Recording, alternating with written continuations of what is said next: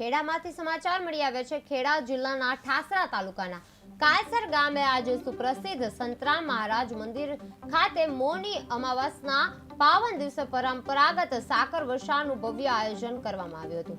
માન્યતા મુજબ લગભગ 200 વર્ષ પહેલા સંતરામ મહારાજે સૌપ્રથમ કાલસર ગામમાં વાસ કર્યો હતો।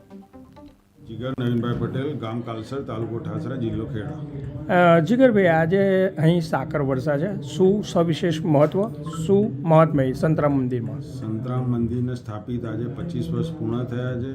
પરમ પૂજ્ય રામદાસ મહારાજની આજ્ઞાથી અને શ્રી મહેશ્વરદાસ મહારાજની પ્રેરણાથી આજે 25મો સાકર વર્ષા ઉત્સવ ઉજવાઈ રહ્યો છે કાલસરમાં।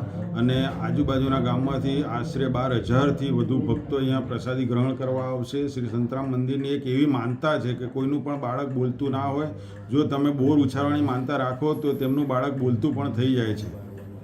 સંતરામ મહારાજ અહીં કેટલો સમય રોકાયા હતા, શું કહેશો? અહીંયા આજથી 200 વર્ષની આસપાસ પહેલાં મહારાજ શ્રી અત્રે જે મંદિર સ્થાપિત થયું છે ત્યાં જ મહારાજ શ્રી રહ્યા હતા।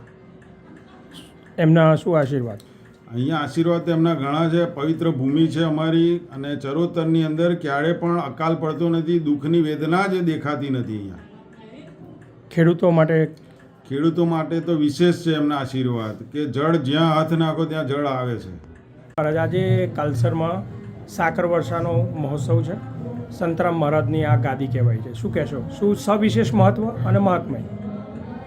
આજનું મહત્વ એ સાકર વર્ષાનું જ હોય છે। અહીંયા ગાડી નડિયાદ શ્રી સંતરામ મંદિરની આ સંતરામ મંદિર કાલસર એ શાખા છે, અને પરમ પૂજ્ય શ્રી સંતરામ મહારાજ એ આ વિસ્તારમાં ખૂબ વિચરણ કર્યું, અને વિચરણ કર્યા પછી કાલસરમાં સ્થાયી થયા।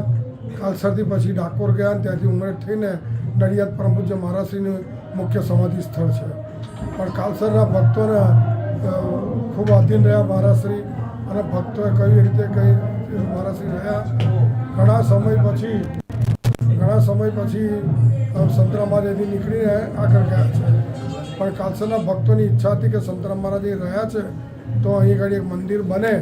એટલે બ્રહ્મલીન અષ્ટમ મહંત પરમ પૂજ્ય શ્રી નાનદાસજી મહારાજે કરમસદથી પરમ પૂજ્ય મહંત શ્રી જ્ઞાનદાસજી મહારાજે નડિયાદમાં બોલાવ્યા, અને નડિયાદથી પછી ઉમરેઠ 5 વર્ષ રહ્યા મારી સાથે, અને ત્યાર પછી કાલસર 2000ની સાલમાં અહીં મહંત તરીકે અમને વિરાજમાન કર્યા, અને ત્યારથી